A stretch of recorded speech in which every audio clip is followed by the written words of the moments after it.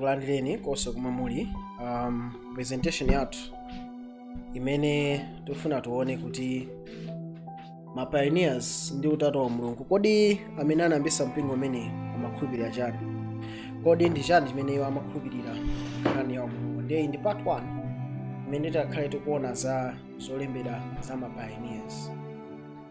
Timafuna ndithu tione kuti pali ndithu misutso imene imakhalapo imene imapangidwa ndi anthu kuti akasusane ndi uthenga wa true God. Ndiye ningopereka njira zimene amagwiritsa ntchito makamaka ma Trinitarians amakonda kupanga define Trinitarian non-Trinitarian group imodzi. Mukuona pamenepa. So tikamakamba za non-Trinitarian ndi chinthu chodabwitsa fana kuti tikakoti munthu wa SDA tikanati SDA tikudziwa kuti ndi ndani, tikudziwa chimene amakhulupirira. Koma tikati non-SDA atakhala munthu oti sapemphera, atakhala wapente, atakhala katolika, atakhala mboni, atakhala Nsilamu, usoni ma non-SDA. Mukuona pamenepa. So akangoti non-Trinitarian chikungofotokoza chimene munthu sakhulupirira, koma sichikufotokoza chimene munthuyo ali ndi chimene munthu amakhulupirira. Ndiye ndi njira imodzi yopanga divert truth. So akapanga define ndo ma non-Trinitarians kenako amangopanga define one non-Trinitarian group. For example, amatapanga define Unitarian kapena ma Unitarians amene sakhulupirira mu Mulungu wa Yesu Kristo. Unitarians amakhulupirira kuti Yesu Kristo anali munthu chabe. So amene ndi ma Unitarians ndipo amakhulupirira kuti kumapeto ake Yesu Kristo Mulungu anamukweza iye kuti Yesu Kristo akhaleno Mulungu. So tiona natino ma Trinitarians amakhulupirira kuti chiyambi Yesu Kristo chinayambika pamene anabadwa mu Bethlehem kenaka anamukweza. So iyo ndi group yomwe ma Unitarians. Awo ndi amene amapangisa kuti Yesu Kristo akhale inferior kapena akhale ocheperako ndi Atate. Ndiyeno anthu amene akapanga define, let's say for example one non-Trinitarian group amatapanga define Unitarian, komano amakonda kwambiri panga define ma non-Trinitarian groups makamaka amene amakhulupirira Yesu ndi olengedwa. For example atapanga define ma Jehovah's Witnesses. So akapanga define kuti ma Jehovah's Witnesses amakhulupirira Yesu ndi olengedwa, kenako azipanga claim kuti zizi kufanana ndi zimene anthu God amakhulupirira, which isn't this is dishonest, ine ni boza, this is being malicious and fallacious bas. You see? So ndi zimene takhala kumana nthawi zambiri, and we have to tifunga tikakumana ndi anthu amenewa tichose rubbish yambirimbiri imene imayenda around kuti munthu akangomvetsa chimene tifuna timugawira. So approach imene simagwira chifukwa ina kuti anthu ambiri tikakumana nawo tikacheza nawo amazipeza kuti apanga discover kuti izi ndi zaboza. So izi nzomvetsa so anthu a Mulungu akupanga resort to such type of tactics amene akupeza. So tingofotokoza kuona za Thomas Jefferson amene amaonda kukamba kuti anali non-Trinitarian, of which nzona koma ndo one true God. So one true God ne anamanga chani kula amene Thomas Jefferson analemba Bible loselija koma anachosamo ma miracles kapena zonse ndi kuuka kwa Yesu Kristo, amene anali ndithu president wachitatu wa America, koma ndithu anali ndi New Testament. Ndanangotenga lezala ndikukadula malo monse mene makamba za umulungu wake makamaka uka ndi zozuza zake. So tikaona zimene zizi anthu ma Trinitarians amatimona, tikaona kuti ma Catholics anangopha Arius for chosusana ndi Trinity. Iwo amabwera nokuzabwera kwa Jefferson kuti muona Jefferson anali wachani, anali non-Trinitarian. Then Jefferson amene anachosaso zonse zokamba za umulungu wa Yesu Kristo ndikumana tino ngakhalenso ma non-Trinitarian sangakonde naye mwanjira ina ngati akukhanga takundenga Thomas Jefferson akuponya mu camp ya true God. Yeah, that's not true. Zimene sizona. So dishonest approach ngati imene tikususana nayo. Perekani evidence pa zimene fitanena osapanga define group ya non-Trinitarian and then claim kuna ma OTG zonse ali in that one group. This is a lie. So tikamaona ma gulu la Unitarian ndilali kulu. So Unitarian ingothandiza kuti amakhulupirira Mulungu mmodzi. So pali akhristu amene amakhulupirira Mulungu mmodzi, ma humanisti, masilamu, mahindu, ayuda, anthu achikunja. Tikakapa 7 Unitarian ndi temwe siyayikulu kwambiri titati tiyambe kuiphaso. Ifatino ma Trinitarians akuzana kuti amakhulupirira Mulungu mmodzi mwatatu, mmene onse ndi Unitarian. Titati tipange flip the page. Tatiti titembenuze mawu. Tipange tactic imene amayuza iwo. Tona nada Christian ma Unitarians this. Tona nada Asilamu soni ma Unitarians. Fora amakhulupirira kuli Allah yekha. Asilamu pali. Tona Sayuda amakhulupirira Mulungu Yehova yekha. Tona nada soni ma Unitarians. So tikati tiyambe kugwiritsa ntchito ma labels. Siziyenda apo. Chimene chofunika chona kuti no tione bwera pamodzi ndi kukambirana. So nantindani ndani amakhulupirira chani. Chingofotokoza chimene munthu sakhulupirira. Mono pali ndithu ma thousands of anti-Trinitarian groups. Pali ma tritheists, for example, Menali Advance Farrell ndi Andrew Henriquez. Also ndi ma tritheists. Amasusa Trinity kuti no palibepo Mulungu mmodzi mwa atatu, koma amakhulupirira alipo atatu amene ali ndi Umulungu ali ndi cholinga chimodzi. So iwowa mwanjira ina ndi ma tritheist. Ndi pali makosanena ma tritheist amene ali Advance Farrell mukalenga buku lake la Defending the Godhead amachita pane milungu itatu kwambiri yoko, of which that is zachikunjaso zimenezo. Andrew Henriquez nayenso ndi tritheist. Tikaona Sabalism mbadalism imene imakhulupirira ndi Church of God umaso azilaliki ngati Gino Jenkins. Ndi pali one true God believer amene ali ifeyo kapena ineyo ndine one true God believer. Ndi palinso amboni za Yehova and magulu onse amene ali ma Trinitarians mono akuvesesa mosiyanasiyana. So kana kuti ndiwomvesesa kuti nomzani wakhulupirira chani ndi kukhala naye pamodzi other than kumagwiritsa ntchito njira zaboza just to discredit munthu kuti kunchosere munthu kunchosera zinthu zonena kuti no sizoonayi. Ndiye Trinitarians so far ma presentation amene atuluka kumala ambiri amangotenga ma Trinitarian groups onse ndikuwangeka pamodzi ndikumakamba ama Trinitarians amateni mwana Trinitarians. So ma Trinitarians amaona opanga label amatipasa label ya amboni za Yehova. Sasa mimi ndikafuna kukambira nawo inosangalo amboni ya Yehova bwana akulaku ndikambirane akuti amenewe. So mwanjira ina akapanga label yoti no mauti chizi akukhulupirira mukangati amboni za Yehova, kenako amabwera nozona kuno ife sitikhulupirira kuti Yesu Khristu ndi mwana wa Mulungu wobadwa yekha, koma tikukhulupirira kuti no Yesu Khristu ndo olengedwa. Izi nzaboza muona. So umboni nawo liwosonesa kuti Yesu Khristu ali ndo Mulungu, kenako amautenga tumeneyo ndi proof ya Trinity. Muona chinyengo chake ndiye nzofesa isoni koma zimene ndikukamba zimene zili background, ndikukamba zimene timaziona zimene zimavesa chisoni kwambiri.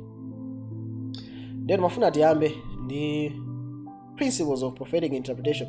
Apa sindikhazikikapo komano pali mkulu ina anatulusa ma presentations ake odabwisa kwambiri amene amakamba zambiri ya Seventh Day Adventist. Akuti panali nthawi ina 1846 mpaka 1888 mpingo umene unali wa anti-Trinity. Kenako 1888 mpaka 1898 nali unayamba kususana ndi za anti-Trinity sumakondwa. Kenako 1898 kupita 1915 panali paradigm shift ati mpingo unasintha. 1915 mpaka 1939 ati nozolembera za Trinitarian zinamba kupezekano ndipo OTG unamba kuzima. Kenako 1839 pita mpingo unakhala wa Trinity. So izizi tifuna tiuzone kuti no mapioneers amakhulupirira chani. Koma apapa tionaonera kuti mpingo unasintha bwanji. Mpingo unasintha komano tiona tikamaona the alpha of deadly heresies. Okay, tiona kuti zimene zizi zinachitikadi ndipo tiona natu no mpingo unasintha nthawi iti. Chifaniro mpingo wa Seventh Day Adventist umakhulupirira Trinity ndithu, koma kusintha umene unachitika 1980 osa zimene akuzaboza zili apazi. Ndipo tiona tipereka ma evidence zake. Tioneni William Miller. So panali William Miller amene ndithu anali mlaliki wamphamvu amene anamba werenga Bible ndikunena kuti asata Bible okha, sasata za mpingo ena lonse, sasata za ena aliyense, ma Bible okha aliwerenga ndi kuvomereza chimene ilo likunena. Ndi anapeza ndithu ma plan kapena ndondomeko zowerenga Bible. So tikufuna tiwerengeza William Miller onano zili mu Review and Herald November 25, 1884. In chaka cha 1884 paragraph 23 namba ina ina namba kuti no iwo amene akonzeka kuti akali uthenga angelo atatu akufufuza malembo pa plani yomodzi imene atate wathu Miller anagwiritsa ntchito. Ndipo pamene toyenga Bible tofunika tigwiritse ntchito ndithu ma principles kapena ndondomeko zimenezi. Tioneni mbiri zimenezi za William Miller. So iye anafotokozana no pali njira zimene wapeza zimene zimuthandiza iye mwini komanso afuna azipereke kwa gulu, njira zimene anagwiritsa ntchito pofufuza baibulo ndi kuliwerenga, right? So tiona ndondomeko mwammangu sitichidapo. Now lamulo loyamba kuti no mawu ena aliwonse afunika akhale ndi bearing kapena akhale ndi influence pa chinthu chimene chikukambidwa m'baibulo, pakhale ndithu china chilichonse ndi anapereka umboni wake pa Mateyu 5:18. Tiyeni lamulo lachiwiri akuti no mawu onse akufunika kuti akhale ofunikira makamaka kumvesesa ndi kukaphunzitsidwa ka mawu, zimene zawerenga pa 2 Timoteyo 3:15-17. Lamulo lachitatu akuti no china chilichonse chimene chili mawu chikhala chikufotokozedwa ndipo sichikhala chobisika kwa amene akuyenda mwachikhulupiriro osaphimba ndipo mbiri yake proof ikupezeka pa Deuteronomy 29:9, right? Lamulo lachifuwa kuti timvetse chiphunzitso tibweretse malemba onse okhuzana chinthu chimene tifuna tiphunzire. Ndiye titenera kuti no mawu ena aliwonse akhale ndithu ndi kavekesedwe pa chimene tikufuna tiphunzitsemo, ndipo ngati tingapange theory yathu popanda kususana ndikuti sitingakhalenso muchinyengo. Tikuona pamene verse 28:7-9. Ndana tuno lamulo lachi number 5, Bible zizimasula lokha. Ndiye alright, so tikutaona tuno mawu a Mulungu ngati azizimasula okha. Ngati ndikufunika ndingoganiza kapena ndikufunika ndimvesese mawu, ndiye ndimvesese nayo mawu azizimasula okha. Lamulo number 5, mawu azizimasula okha chifukwa choti no ngati nditafune munthu wina andiphunzitse kapena kuti azindimasulira kapena ndikuganizira kuti akuti chani kapena ndizifuna kunena kuti creed kapena chiphunzitso china chake chindimvekesere ine, kapena ndikufunika ndikachita moteno mwanjira ina nzeru za munthu enayo kapena ziphunzitso za mipingo creed ndicho chimene chikundithandizira. Izi nzomvetsa isono ambiri mazikamba Masalimo 19:7 tupitiriza. Ndere kaona bwino lamulo lachi number 6 imene ikupezeka pa Masalimo 89:19. Ona kuti no Mulungu wativumbulitsa zinthu zimene zili nkudza mwamasomphenya ndiso mafigures ndi parables. Mwanjira ina ningodusa momwe changu pa lamulo lachi number 7 akamba zati no 12:1 akakhale no asomphenya amaonesedwa choncho. Mas lamulo lachi number 8 akuti no zinthu zimene zili ndi chifaniziro mukamvesedwe kake zimagwisidwa chilo choncho mulosi. Okay, zipeza pa Daniel 2:35 apa ndikupanga mamango chifukwa sinufuna kukhazikika apa. Lamulo number 9 akuti zifanizo zimagwisidwa ntchito kuti zionesere ndithu kwa uphungu ena, ndipo zofunika ndithu zizifotokozeredwa ndizofanizira zake mene tikuona m'Bible Marko 4:13, right? So tikuona apa pali malamulo 10, so pali malamulo ambiri amene anafotokoza iyeyo koma chifukwa cha nthawi tifuna kuti tingodumpha mwachawo. Okay, timafuna tione kuti no iyeyo anali ndi ma principles of prophetic interpretation amene amagwiritsa ntchito kwambiri ndi anthu a Seventh-day Adventist. Now timafuna tiwerenge pamene papa Great Controversy page Great Controversy chaka imene inayotuka mchaka cha 1888 page yake 318 paragraph 1 anena kuti mukukula kwa kale Nyamata mwanjira ina anapezeka kuti no ali mukupezeka mwa abale amene amati ma deists, iwo amene anali ndi influence kapena amamusogoza iye. Okay, koma iye anaona kuti ambiri mwa iwo anali ndithu anzika zabwino za dziko, koma ambiriso anali ndi makhalidwe abwino mene amakhala pakati pawo panayiso akhristu. Okay, ndipo anaonanso nawo kuti no iwowa anali kuti makhalidwe awo anakonzedwanso ndi akhristu amene amazindikira iwowa. Ndiye pachifukwa cha ichi iwo analandira ndithu ulemu ndi kulemekeza kwake. Komabe amafunika nawo kuti anthu azipereka ulemu ku Baibulo. Komano zinachitika zoti no ndithu mphatso zabwino zimene izizi zinayamba no kuchita no kwakukulu mosusana ndi Baibulo, ndipo polemekeza ndi anthu amene amira anapezeka tino akuvomerezana ndi zimene anthu amanena, ndipo tikuona kuti mmene amafotokozera malemba zinayamba kuonesa kuti pali mavuto ambiri amene amaonekera. Ndiye mwachikhulupiriro chake chatsopano anaona kuti amasiya Bible pambali, ndipo anaona kuti palibe chabwino chimene chingatenge malo wake, ndipo anakhala osakhutitsidwa.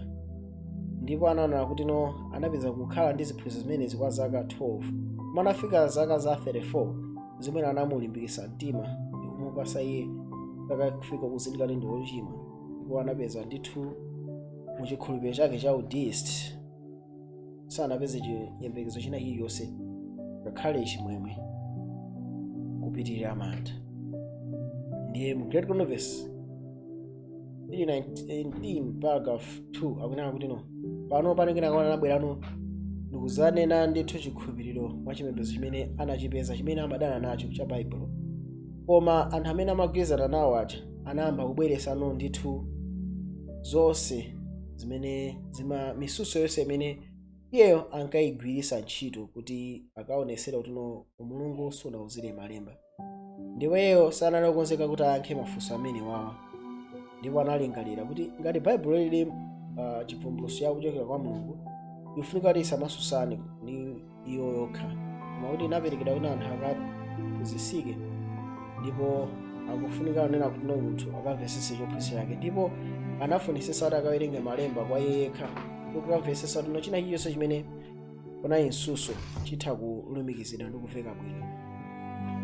Ndiye tikaona pamenepa Great Controversy 88 page 320 paragraph ananena kuti ndipo pofuna kuti achose malingaliro onse amene anali nawo ndi kuchosa zonse zimene anthu amalemba makomentari, anafuna ndithu kugwiritsa ntchito kulumikiza lemba ndi lemba ndi wangwiritsa ntchito marginal reference, kuti like Bible makhala maverse kuti verse ili liweza swa kuti akugwiritsa ntchito marginal reference onse ndi concordance, mawu amene amavekera mu original Greek.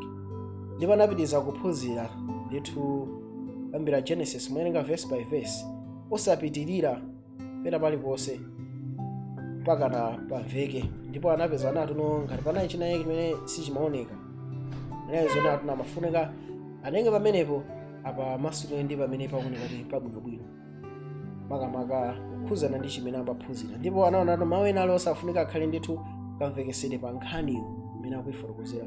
Ndipo ngati zikugwirizana ndi mawu malemba onse amene waperekedwa, zimapeza kuti zinthu zasiya kupezeka kuti nonse zovuta. Ndipo pamenepa akakumana ndi malemba amene akuvuta kumva, amapeza kuti kumveka kwake kumapezeka malemba ena. Ndipo ena anayamba kupitiriza kuwerenga ndimanga study ndithu kuwala kuchokera kumwamba kwa Umulungu kunakhala kwa iye. Ndipo mawu amene amaoneka ovuta kumvesesa anakhala anokiye. Ndiye kukamba za William Miller tonana kuti Sylvester Place analemba buku limene la Memoirs of William Miller. So ikupezeka mu Adventist Classic Library. Ndalakamba chani tonana William Miller anali wa Trinitarian pa nthawi imene. Ndiye ma Trinitarians amapanga claim nawo tumaona 18 September 2022 ndiye muone bwinobwino chaka chimenechi, Sketches of the Life and Public Labors of William Miller. Ndiye buku imene lili William Miller anachita vomereza kuti ndi wa Trinity. Ndiye tikaona bwinobwino anaona kuti tizigwiritsa ntchito plan imene anagwiritsa ntchito yani William Miller. Now tikaona kumayambiriro kwa moyo wake William Miller 1822 akukhulupirira chani Trinity. Ndiwerenge ndaona kuti ine pano ndifuna ndivomereze kuti chimene ndakhulupirira ndipo ndi duty yanga kuti ndisiye zonse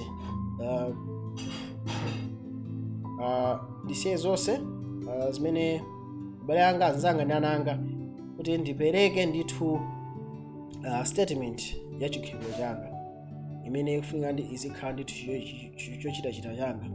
Ndipemphera kuti Mulungu andikhululukire pamene ine ndingalakwise, koma ndayipanga ndithu ikhale nkhani ya pemphero komanso yakulingalira. Ndiye pachifukwa ichi ndikusiya ndithu chikhulupiriro changa pamene ndalakwisa ndi zakonzanso. Anasaina pamenepo William Miller. Ndiye tifuna tione pamenepa upezeka mbuku imeneyi Sketches in the Life of William Miller. sketches the public life of William. Anyways, ndaonato ine ndikhulupirira mulungu mmodzi, ine ndikhulupirira mulungu wamoyo, mulungu wonayo, kuti alipo anthu atatu mu mulungu, monga ngati mwa munthu muli thupi, moyo ndi mzimu. Ndipo ngati munthu ena angandifunse kuti zinthu zimenezi zikhala bwanji, ndimuwuza kuti mene anthu atatu apezeka mu mulungu alumikizika. Ndapitiriza ndikhulupiriranso kuti kudzera mwa mwana wake analenga munthu chifanizo cha utatu umene wa mulungu ndi thupi, moyo ndi mzimu, ndipo kuti anamulenga iye munthu azikhala ndi oganiza ozipangira khazi msankho wotatha kwanisa kukhala moyo pamene akumvera pamene akuswa malamulo a Mulungu. Now nzomvetsa chisoni onena kuti no ma Trinitarians akutenga message imeneyi. Now muthaona nawo kuti no William Miller pa nthawi analemba kuti ngati pamene walakwisa mungakhulupirire ndipo azakonzanso. Ndipo William Miller amasiyana ndi ma Trinitarians ifatu no anazasiya kukhulupirira Trinity. Koma ndiwo ngifuna ndikupanga analyze apapa kuti akuti chani. Now tikuwerenga apapa kukamba za triune God, okay? Evidence imene apereka William Miller ma Adventist sangapereke evidence yomweyo. Chifukwa kuti no ya kukhulupirira mwa munthu muli chani, thupi, moyo ndi mzimu. Mwanjira akukhulupirira no the immortality of the soul. Saiwali. Now kuti no William Miller state of the dead since ali kukhulupirira modani. Mwana tikaona apapa akukamba choncho. Ndiye tikaona pamene papa anthu amene wawa apaneka statement yino nati mukuona zikuonesera onera kuti apapa zaoneseratu onera kuti William Miller ameneyo anayi wa Trinity. Basi amathera pompo. Now ndimangofuna kukufotokozera ndi china.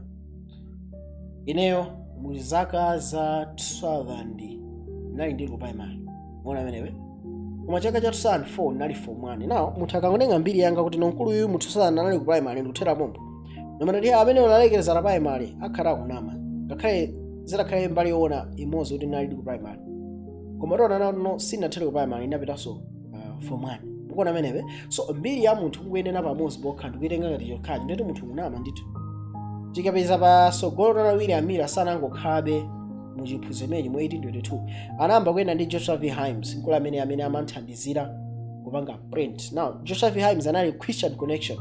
Christian Connection nayi gulu la anthu imene anati ife sitikufuna creed ina iliyonse, sitikufuna Khristu ampingo ina iliyonse, tikufuna tizingosala Bible lokha. Ndi gulu limene inabuka ku America, ku West, ku East ndi ku South. Ndi anthu aja zanapezana no atamba kulalikira, anapeza teno akumana. Ndaona makosana inu ndife tikufana na mawanga tete ndikhaine pamodzi.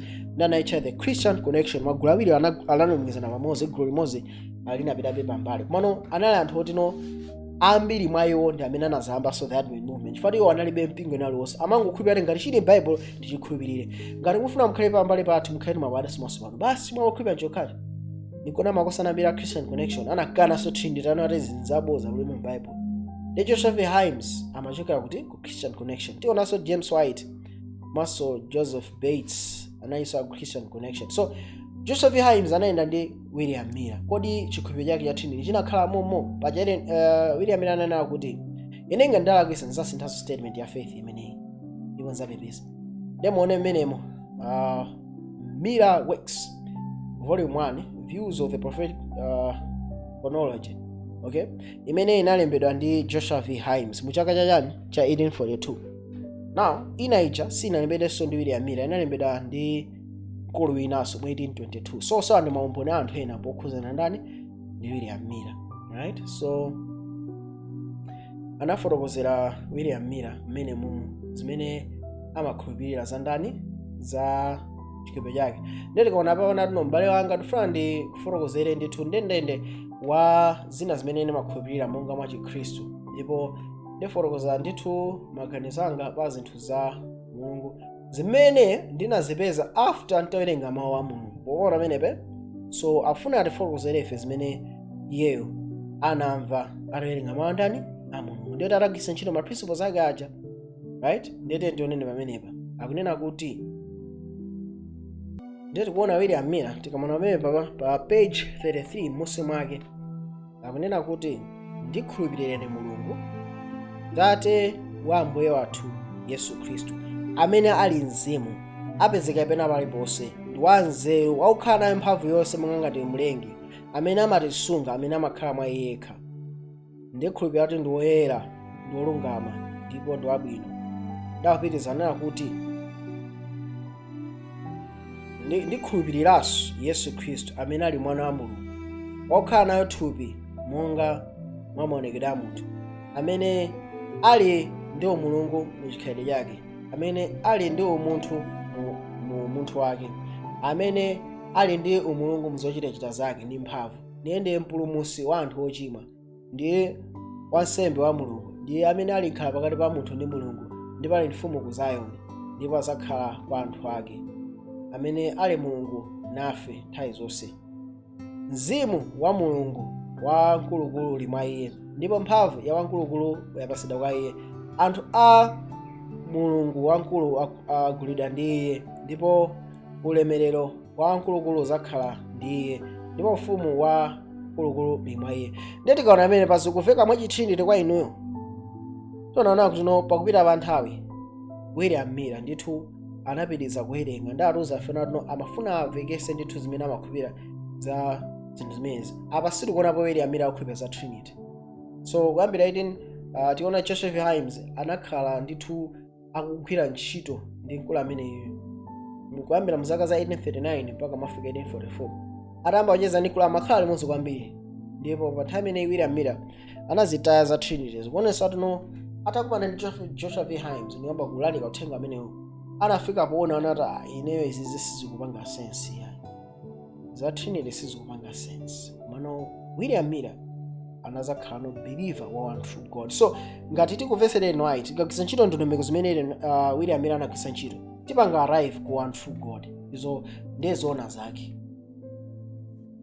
ndipo izo nzoona zake taona samenemo William Miller analemba amenemo zingobwereza zomwezo. So right, tiona buku lake ndi buku la Review and Herald May 25 chaka 1905 paragraph 24. Ndaona kuti pakudusa nthawi mu chaka cha 1944 tinayamba kufufuza malemba monga chuma chobisika, ndipo pamenepo tinakumana ndi abale amene tinayamba kuphunzira ndi kuwerenga molamisa, ndipo nthawi zina timakhala limodzi mpaka kutada usiku, ndipo tinapemphera usiku wonse, ndipo timapemphera kuwala kumene kumachoka mawu a Mulungu, ndipo kawiri anthu amene anabwera pamodzi kuzawerenga mawu a Mulungu kuti akamve zimene iloli kunena kuti akathe kulifotokozera Baibulo ndi mphamvu. Kenako kuti mafika m'malo amene timapeza sitingachiteso ina aliwonse, mzimu wa Mulungu umathabwera pa ine, ndipo ndimapita m'masomphenya, ndipo mmenemo kafotokozedwe ka malembo amene timakhala tikuwerenga kamandiperekedwa kwa ine, ndipo kumvesesa kumene kumandipasira kwa ine kuti tipite tikagwire ntchito ndi kuphunzitsa mwanzeru, ndipo kuwala kumeneko kumene kwatithandiza ife kuti tikamvesese mawu a Mulungu mukumvesesa Yesu, ntchito yake ndi unsembe wake. Line yachonadi yoyambira nthawi imeneyo kufika nthawi imene talowe mzinda wa Mulungu unapatsidwa kwa ine, ndipo unapereka kwa ena kuti akakhale ndi chiphunzitso chimene Mulungu andipatsa. Now ndi chaka chanji cha 1905. So mu 1905 ena atakufotokozana kuti pachiyambipo anthu akabwera pamodzi amawerenga chonadi, akambazana nawene papa, akambaza mapioneer. So anthu amene amawerenga akafika kuti afika poti athodwa ene pena akhani masomphenya, akakhani masomphenya kenaka amafotokozera zimene zili pamene pachapo ndi anthu aja mavesesi ndi amapitiriza sukuta werenga. Now zimene zakuti pa nthawi imene pachiyambipo atanthu anamvesesa za Yesu, mission yake komanso ndi unsembe wake. Now funso ndi lakuti kwa zaka 40 kuyambira 1844 mpaka kufikira akamati nthawi imene ya paradigm shift, ndeti nthawi yonse zaka 50 anthu anali ali mu era mwanjira tikamana iyayi anthu anali one true God, chifukwa anali mu era zaka zonsezi, ndeti kuti ikhala yabozatu. Fatuna apapa achita nati Mulungu anamuonesera. Actually tikaona ele writings, ma visions amene ali nayo osaja nda one true God, people trinity. Tikuona menepe. So tikutha kuona kuti ele nati chonadi chimene lapasida nthawi imeneyo inali line ndithu ya straight mpaka kufika ku mzinda wa Mulungu. So tikamakamba za mapioneers ndio Mulungu, kodi mapioneers anakhulupirira chani? Pata thambira mangude ya mapioneers analagwisa mwana akulu tikati ndimvesese kuti mapioneers analagwisa, ndeti uthandoza ndeti Mulungu anayambisa movement yabodza. Chimene unanza tikunena chimenecho Mulungu anayambisa movement yabodza ndi kuti tenti avesere a president a 7th day kuti akuti chani. A movement by people in various places around the world who want to go back to a particular viewpoint, which is, as you mentioned, an Aryan viewpoint, which many of our early pioneers did adhere to. But as they moved into a fuller understanding of what Scripture says, and what also Ellen White very strongly affirms through her prophetic writings, that God the Father, God the Son, God the Holy Spirit have been together from eternity and will be together through eternity. So, utakuona zimene zizi president wa Seventh Adventist the ndithu president wa Seventh Adventist akunena poyera kunena kuti no mapioneers atayamba anayamba ndithu ndi one true God. Ndakunena so lebo ija imene ma Catholics sanazipatse okhaidwa ndi ma Trinitarians ndikumanyoza anthu amene amakhulupirira ngati Arians ndi ma Arians akuti mapioneers anayamba ndi ma Arians amakhulupirira Yesu ndi olengedwa. Ndi pala anthu ena akunena ngati ineyo amene tikufuna tibwererenso kuti mpingo ubwererenso imene unalili ya mapioneers. So chimene chichi yakuti Mulungu Tate, Mulungu Mwana, Mulungu Mzimu. Tikaona ma writings ene night taiti yote Mulungu Mzimu mulibemo, taiti yote Mulungu Mwana mulibemo muzolembera zake mukuona menepe. So nzodabwisa kwambiri kuti azisogolere ngakhale pa president akunena apa kuti no night anakhulupirira Trinity. Lero tikaona muzolembera zake mulibemo zimenezoso. Tentionene mbali ina kodi tedusona kuti chani za pioneers. Discovered the biblical beliefs and pillars of our faith that we hold so dear.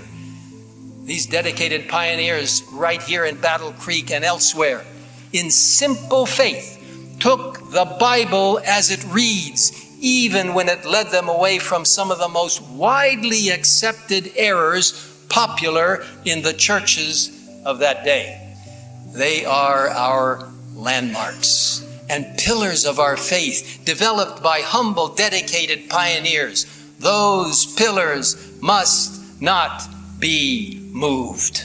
People in various tikuona amene baba teduso nazikulakola akukanika kufotokoza cheni malo ena akafunsa za mapioneers akuti anamba ndi era kenako anasintha. Malo ena azati yayi Mulungu anagwisa ntchito mapioneers amene wawa kupeza choonadi. Koma ere noita unena moveka bwino na kuti mapioneers amene wawa Mulungu anali nawo ndithu foti amakhala pakati pawo. Idakhala natu anali ndi era zaka 40 ya one true God inali era. Ndifane Mulungu anadika zaka 40. Fati ena asambira nafa so mzaka 40 zomwezo. So Mulungu anafuna atafe muchiboza. Tona nawo tino ere noita sakufurukuza choncho. So izi nzomvesa isono tuno anthu akakhula mbali zonse ziwiri zaka mwalawo. Mapioneers Mulungu amasogolera iye mapioneers anayi muboza. So izi nzomvesa isono lero kuti ngakhale president wa Seventh Adventist sangatoti kufotokoza cheni kuti akuyima pati pa nkhani ya mapioneers. Tendipitizeni. Ndeni mkulu uyu amene ali theologian anakambako chani za mapioneers. It's strong position. We're never going to change. We've been through a century and a half of evolution. It's strong position. We're never going to change. We've been through a century and a half of evolution. And we've come to this very strong position, this biblical position that I've articulated to you today in our fundamental beliefs. We're never going to change. We're never going back. We're never going back to where the pioneers were at the beginning of the movement regarding their teaching on the Trinity. But to the more militant, aggressive anti-Trinitarians, you're never going to find peace. You're never going to find peace because you're not going to change the church. We'll hold more symposiums like this. We'll send out more scholars, more teachers. We'll write more. The evidence is there. We're not going to change. You're beating your heads against a wall. Create your own anti-Trinitarian church because you're never going to find peace here. We'll fight you. We'll fight you. I agree. The church will not. So tikaona amene baba mpingo ati sultani susintha ndipo ati menya nkhondo atithira nkhondo ndithu ma theologians amenewa akunenesa kuti atithira nkhondo sasintha.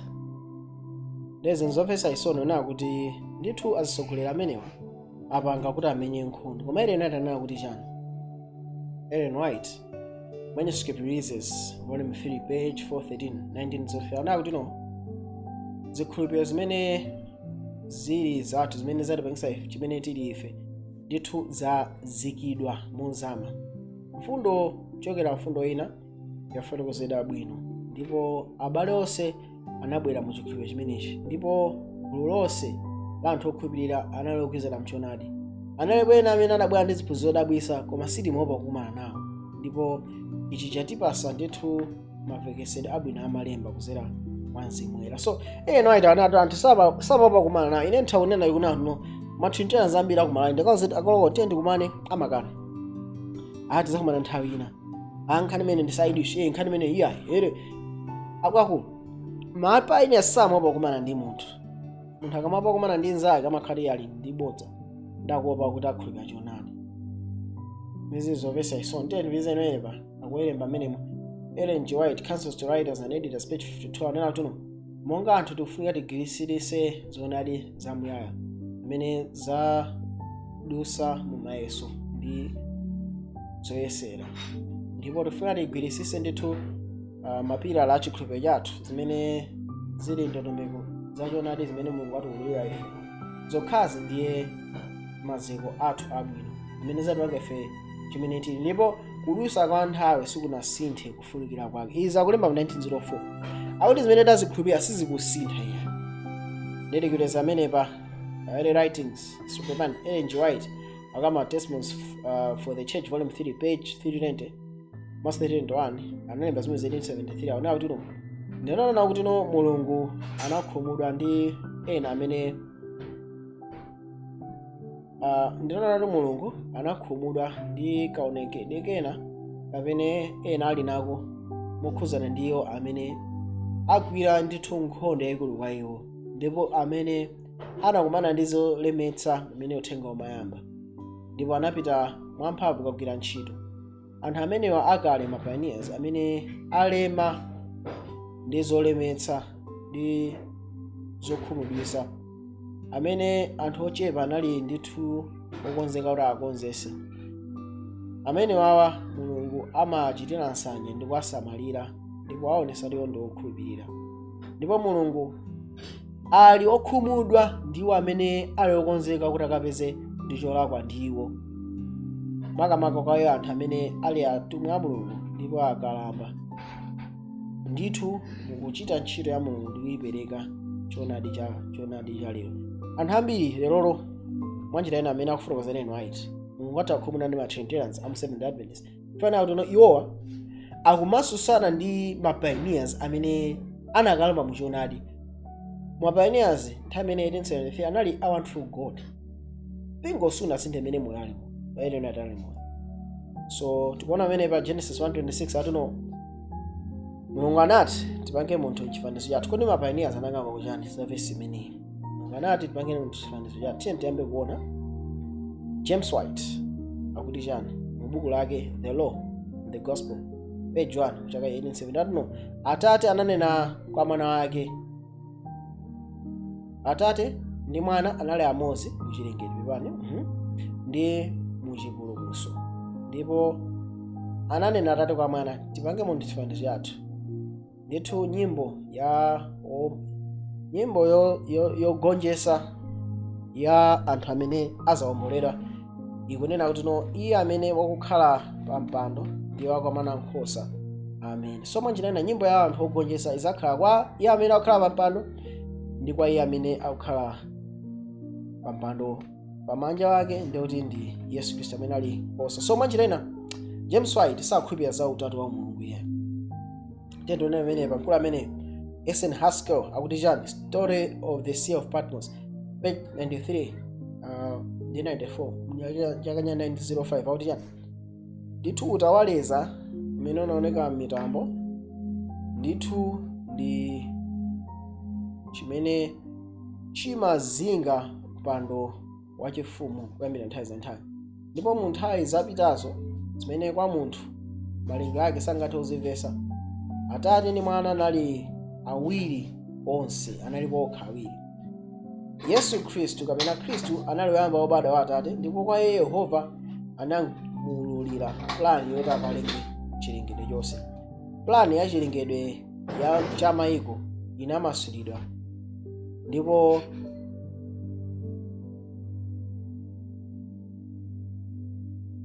plani ya kalengedwe ka mayiko kanamasulidwa pamodzi ndi onse amene akufunika khalemo mu mayiko olengedwawo. Angelo ali ndithu monga ngati iwo amene ali otumikira Mulungu mu chilengedwe cha Mulungu, ndipo chilengedwe cha dziko lino lapansi chinayikidwa kuti chizachitika, koma kugwa kwa Lucifer kunaonekedwa, ndiponso kuti tchimo kuti lingabwere zinaziwikanso zimene zidakaononga ntchito ya Mulungu yangwiroyo. Ndipo inali nthawi imeneyo mpingo mtima wa Yesu Khristu unasunthika, ndipo mwana wobadwa yekhayo anazipereka kuti ndi amene azapulumutse munthu, ndipo kuti azapereka moyo wake ngati munthu angagwe. Ndipo Atate ndi Mwana anazungulidwa ndi ulemerero umene sungapenyeke, ndipo anagwirana dzanja, ndipo pangano limene losatha linapangika. Ndipo pamenepo Atate ndi Mwana ndi malingaliro amodzi anagwira ntchito kuti amalizitse chilengedwe, ndipo anazipereka okha nsembe kuti akachite zabwino kwa anthu onse. Tikuona amenepa mapayiniya sakhulupirira Atate wa Mulungu akutha kuona bwinobwino. Ndiye pamene pa S.N. Haskell ndi koti yomweyo takuyika mokongola akukamba kuti S.N. Haskell Seal of Patmos page 217 page mu chaka cha 1905 anati dziko lapansi lisanalengedwe kunali nkhondo kumwamba. Atate ndi Mwana anapangana kuti Lucifer amene anali mngelo wakuphimba akuchita nsanje chifukwa sadakalowa mu mabwalo kapena mu uphungu wamuyaya umene unali pakati pa awiriwo amene amakhala pa mpando wachifumu. So izi ndi zakliye kunena kuti Utatu wa Mulungu ulibeko kumwamba.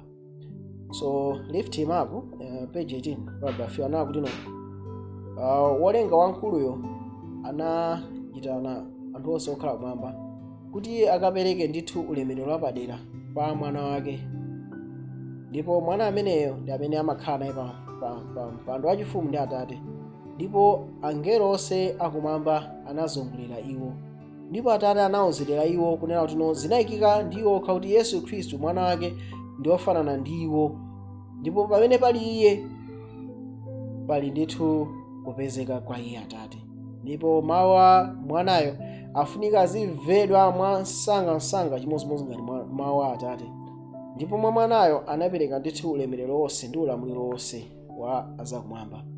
Ndipo pa chifukwa cha ichi kwa mwanayo kunaperekera ntchito ya umodzi ndi umulungu, makamaka mu chilengedwe chimene chimayembekezera kulengedwa cha pa dziko lapansi ndi zonse zimene zikakhale m'menemo. So apa tikuona Ellen White akufotokoza ndithu momveka bwino, sakutchera muza wachitatu koma akusindika ndithu kulonjeka kwa one true God amene ali Mulungu ndi mwana wake. Ndiye tione zimene anakamba ma pioneers pa chapter cha Yohane 17 chentonene menepa testimony volume 8 page 268 paragraph anawo tuno Mulungu ndi Atate wake wa Yesu Khristu. Yesu Khristu ni mwana wa Mulungu. Kwa Yesu Khristu kaperekedwa ndithu udindo waukulu kwambiri, ndipo iye wapangidwa ofanana ndi Atate, ndipo mauphungu onse a Atate losogoledwa kwa mwana. I think koti imene ndi straightforward, ikuchita kuchoseratu trinity, ikuoneseratu no Yesu Khristu ni mwana ndani wa Mulungu. Ndiye tikaonanso pamene pa testimony volume 8 yomweyo page 269 paragraph tanapo no inde apa pabwereranso ndithu umunthu wa Atate ndi Mwana mwanjina ya personality utanesa umodzi umene umakhala pakati pa iwo, koma umodzi umene umaonesedwa ndithu mu chapter cha 17 cha Yohane mpemphero la Yesu Khristu. Maso UL 153 paragraph 3 ikamba zonena kuti upward look imene ikamba zonena kuti Yesu Khristu ali amodzi ndi Atate, koma Atate ndi Khristu ndi anthu awiri osiyana.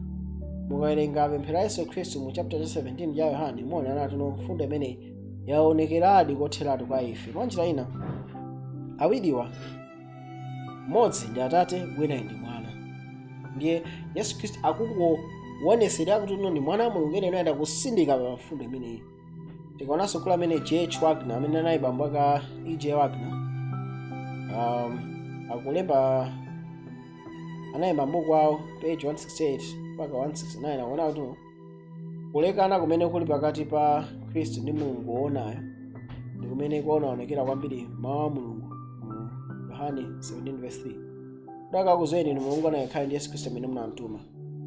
Anthu ambiri amakakamira pa Yesaya 9:6 kuti imafotokoza Utatu, koma ichichita chifotokoza kale kunena kuti pokamba za iye amene ali wamkulu wa ansembe wathu amene anapereka mwazi wake malo mwa ife. Anthu amene amalimbika chiphunzitso imene chichi amakamba zino zikukamba za trinity kapena Utatu ife atonana mutchatuno Atatu osatha. Koma chifukwa ichi ndi zina tithaonera tuno izi sizikukhuzana ndi Utatu. Fanana kuti kodi Yesuyo ndi Atate mu Utatuwo? Ayi. Tsono ngati zili choncho akhaso bwanjinso Mwana? Kodi iyeyo ndi Atate ndi Mwana mu Utatuwo ndi kupokhaso Trinity bwanji? Pati Trinity ifunika kukhala anthu atatu. Ndipo kuti tivomereze Trinity pafunika kukhale kulekana pakati pa Atate ndi Mwana. Zinthu zimene zikalekana ndi Trinity khalapo. Ndiye Khristu mu Trinity amatchulidwa wachiwiri mu Utatuwo. Koma ngati malemba amene akuonesa Trinity sizikuonesanso Trinity mwatundu aliwonse. Sizikuonesanso kuti ndi wachiwiriyo koma woyamba. Ndipo ngati woyamba wachiwiri ndani? Ndipo zachitaoneka tuno malemba awa sakambanso za Utatu. So mapioneers ndithu samasekerera za chibwanayo, amayankhula ndithu moveka bwino, amanyenyeratu ndikuonesera tuno izizi sizingakhale zotheka yeye.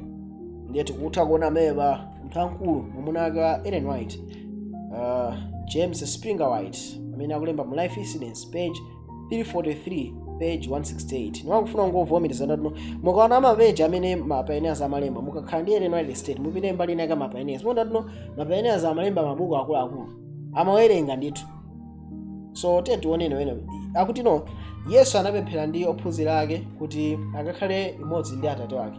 Ndipo pemphero ili sizinaonese unati no pazakhala ndithu ophunzira amodzi ndi mitu 12, koma akuti ophunzira 12 amene ali mucholinga chimodzi komanso ali muchochitika chimodzi cha wasogolerayo. Ndipo tionana kuti no Atate ndi Mwana sali mbali imodzi ya Utatu mu umodzi wa Umulungu yaye, koma ali anthu awiri olekana koma ali mmodzi mucholinga ndi chochitika cha chipulumutso. Awawa opulumutsidwa kuchoka kuyambirira amene amagawana za chipulumutso kufika komaliza onsewa akuchitika ulemu ndi ulemerero mu chipulumutso kuti chikakhale kwa Atate ndi Mwana. So James White angophera mpongo nkhani yomwe ndende kaona amene papa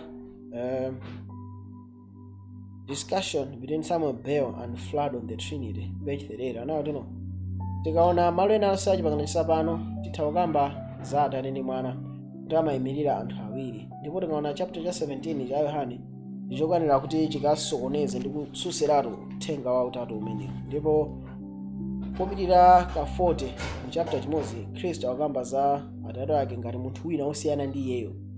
Atate wake ndiwo amene ali kumwamba pamene iye ali pa dziko lapansi. Atate anamtumiza iye ndi kumpasa iye kwa iye amene angamkhulupirire. Iye ndi amene akufunika apite kwa Atate. Mwanjira ina pali umboni imene kotonesa ife nakuti no pali ndithu umodzi wa Atate ndi Mwana komanso ndi chimodzimodzi umodzi wina opezeka pa Khristu. Iye akupeza tino kuti osakakhale limodzi monga ngati inu Atate muli mwa ine ndipo ine ndili mwa inu, ndipo kuti osakakhale limodzi mwa ife kuti dziko lapansi likakhulupirira tino inu mwandituma ine, ndipo ulemerero umene mwandipasa ine ndawapasa iwo kuti osakakhale amodzi modzimodzi ife tili amodzi. Akhale mmodzi mwa mtima ndi mwa malingaliro mwa cholinga chimodzi kuti plan imene yasonkhanitsidwa kupulumutsa ya munthu. Tiwerenge wa 17 Yohane chapter 17 ndikuti tikaonana kuti no imasokonezeratu plan ya Trinity. Mwachitena tikamakamba za Mulungu tikamba za Atate, one true God, ndi Yesu Khristu amene akutumira ndi Mulunguyo. So izizi zikusokonezeratu chani? Utatu wa Mulungu. Tikaona pa Mateyu 28 verse 19 ndikubatizayo mu dzina la Atate, Mwana ndi la Mzimu Woyera. Ndi verse lina Trinitarians amagwiritsa ntchito kuti basa apazaonesera kuti ndi Atate. So tiye tionene wenepa amati zaonesera kuti Atate, Mwana ndi Mzimu Woyera. Tiye tionene Uriah Smith, the Bible student's assistant, akuwerenga pamene pa page 21-22 mchaka cha 1858 akuti yani timabatiza mu dzina la Atate, Mwana ndi Mzimu Woyera, Mateyu 28 verse 19. Mwa ichi timaonesa chikhulupiriro chathu mukupezeka kwa Mulungu ona yekhayo ndi mukutetezera kapena kukhala pakati wa Yesu Khristu, ndiponso mu influence ya Mzimu Woyera kapena kuti manenero a Mzimu Woyera. So apa mwanyenera text ija sikukamba za milungu itatu, ikukamba za kuti kubatizidwa, ikukamba za ubatizo. Mwangati ufuna verse za milungu itatu pite pa verse imene ikukambatiza chani za milungu itatu. Sasa ngamba mwabatize mu dzina la milungu itatu yayi. So E.J. Wagner, Christ and His Righteousness, page 19 mpaka 2489 akuti chani pomaliza tikuzati no umodzi wa umulungu wa Atate ndi Mwana ku nkhani yotereyo ali ndi mzimu umodzi.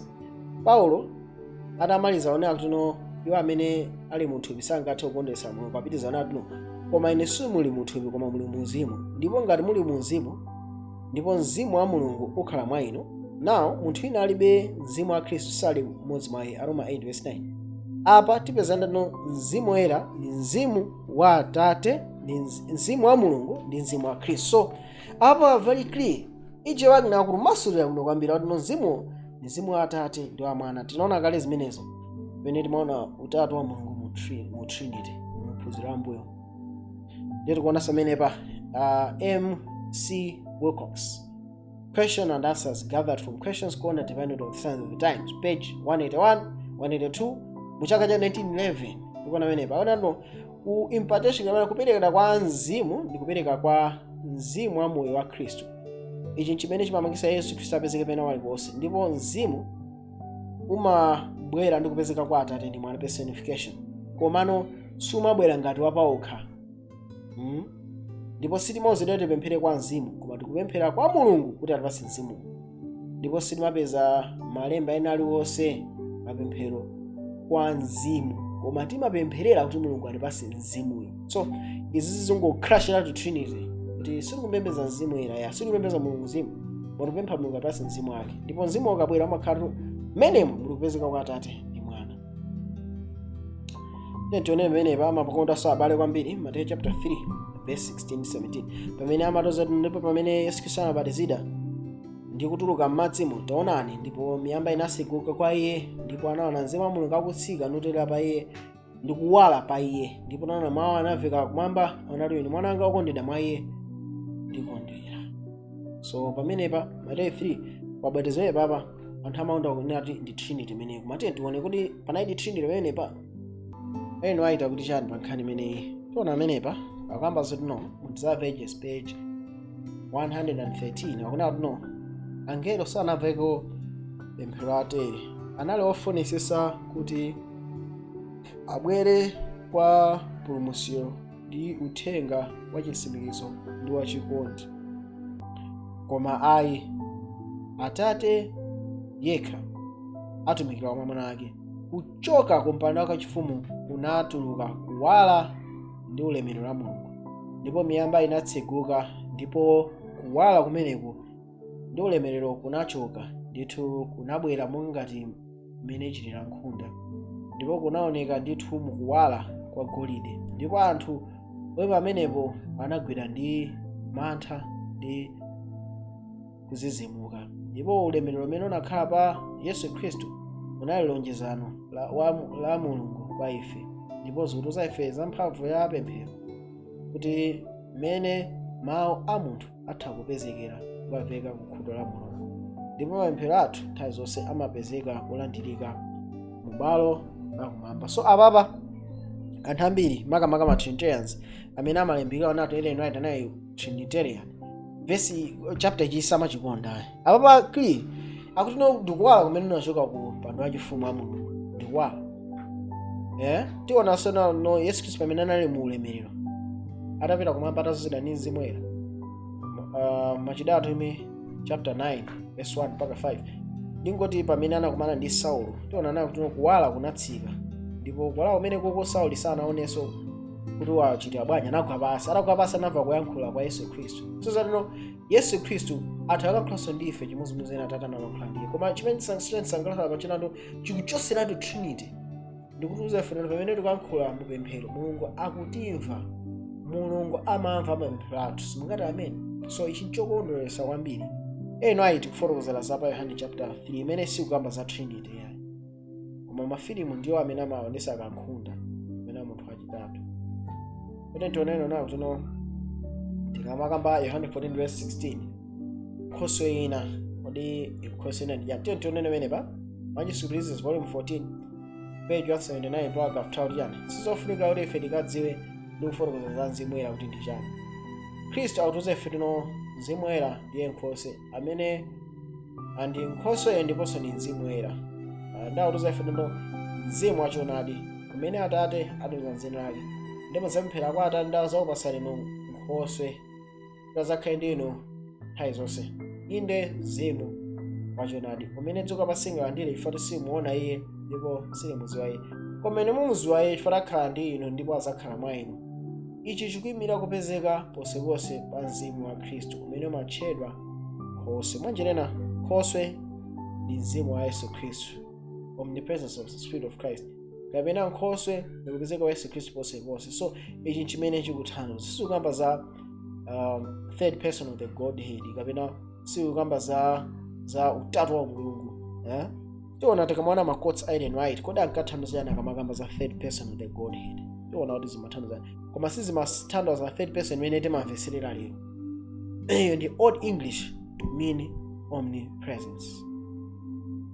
Tionene menepa Jane Loughborough, Moravian Herald, September 13, 1898 akufuza no tikuphunzira za chiyankhulo chimenechi kuti pamene tikuyankhula za mzimu wa Mulungu tikuyankhula ndithu zakupezeka ndi mphamvu. So mwanjerena tikamanga za mzimu wa Mulungu tikamba za presence kapena kupezeka kwa Mulungu maso mphamvu yake. Sons of the Times, November 23, 1891 kuti mzimu wa Mulungu umene Mpulumutsi wa dziko analonjeza kuti atumize ndi kupezeka kwa Mulungu ndi mphamvu ya Mulungu. So izi zilero adazikamba mu 1891. So mapioneers ndiye amakizana mu chimodzi sana ma Trinitarians.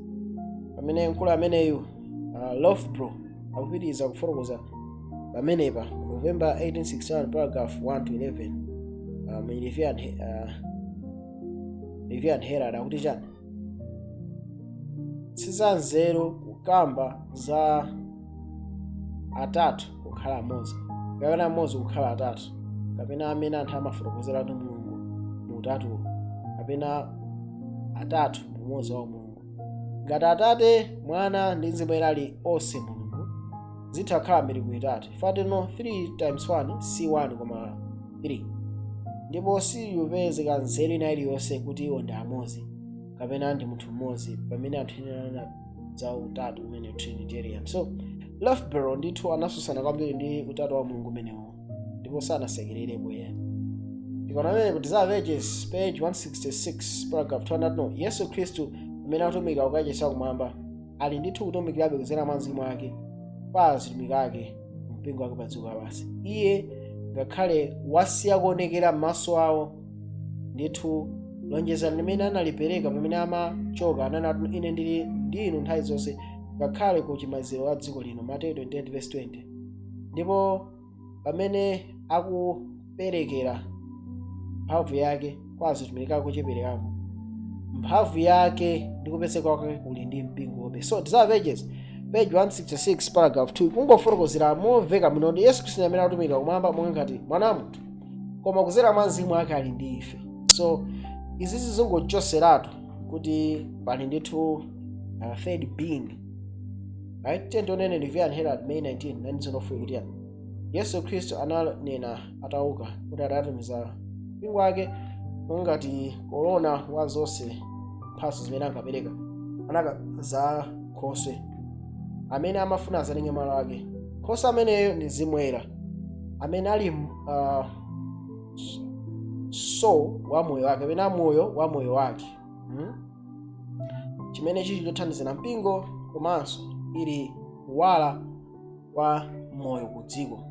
Kudzera mu mzimu umeneyo Yesu Khristu akutumiza ndithu chotiyanjanisa ndi mphamvu imene imachotsa tchimo. So Ellen White akufotokoza ndithu mwapaderadera kuti zimenezi the Holy Spirit is the soul of his life. So right, so zimwera si nchapadera kuti amakhala payekha ayi.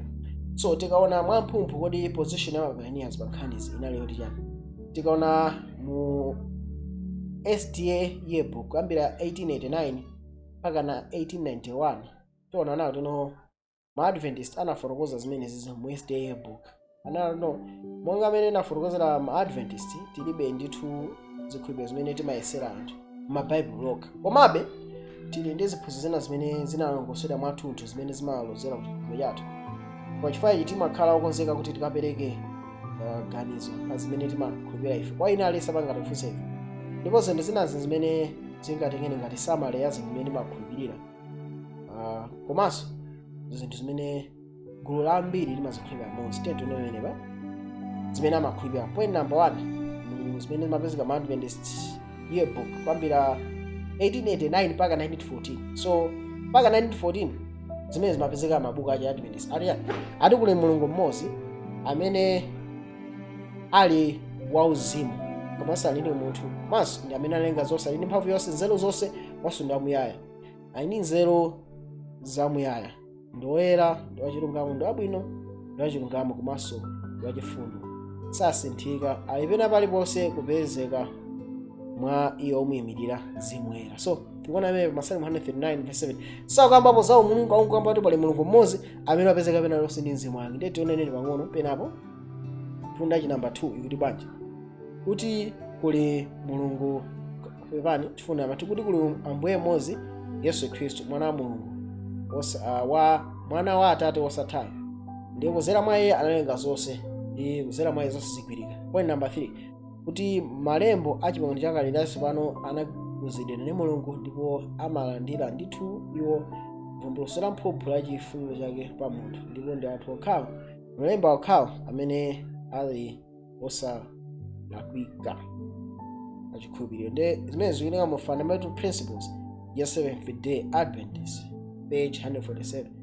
Principles of number Fundamental Principles SDA number 1 awusitika mu page 147 makamaka minimum. So tikuona kuti no ma fundamental principles amene anali amene gulu lonse limagwirizana pa chinthu chimodzi.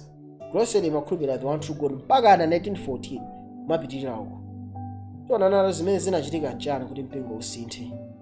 Para tikutha kuona maumboni mu zaka zimene zatchulidwa amenepa kuti mpingo disuna sinthe ndonatali mu ndano ifeyo sitikukayika ndipo tibe chikayiko nato ziphunzitso zimene tikuzigwira panopa ndi zoonadi, ndipo tikuyandikira chiweruzo. Imene ndi chaka cha 1870 Testimonies volume 2 page 355. So nthawi imeneyi ngakhale matendera amanena kuti ayi apa nthawi analiso one true God eno koma anasintha amene analemba za pages. Tiona mabuku osewa kono nthawi imeneyi akuti akuti nthawi ya 1870 ali muchoonadi ndipo akuyandikira ndithu chiweruzo. So tiona nawo kuti ziphunzitso zimene zili pa nthawi zinayi za one true God. So how do you say now anthu anayolakwisa ona menepe? So tikaona za James White, anthu ambiri lero amanena kuti James White ameneyo anasintha, anali wachani, anali wa Trinity kenako anazasanduka one true God. Tioneni zaka zimene anali wachani, anali wa one true God kenako anasanduka wa Trinity. So izi nzomvetsa isono kwambiri imene libodza la mkunguniza.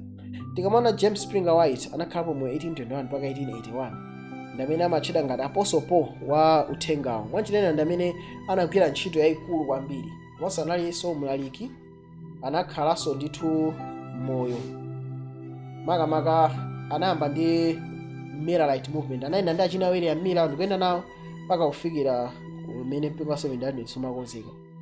Ndipo ndamene anayambisa Evian Herald komanso Publishing Press komanso Pacific Press Publishing Association, ndipo anamwalira ali zaka 6 zokha. So James White anagwira ndithu ntchito mpaka amachita kuti ndi Apostle Paul wa Adventist, monga mmene Apostle Paul anatumikira uthenga kwa anthu a mitundu.